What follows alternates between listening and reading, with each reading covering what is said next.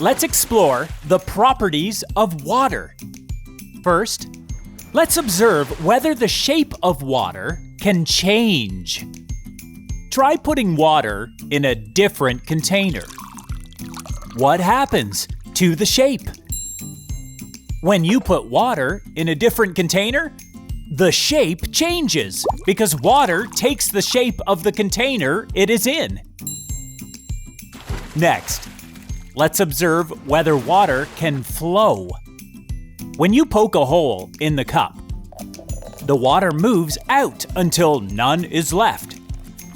When water has a way to get out of the container, it moves in a line. It flows.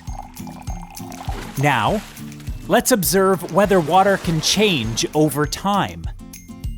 Observe what happens to an ice cube over time. The ice cube is frozen water. Over time, it melts.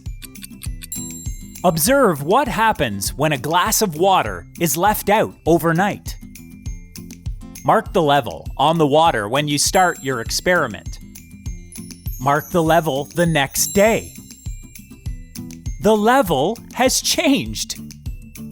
Frozen water can melt, and liquid water can go into the air.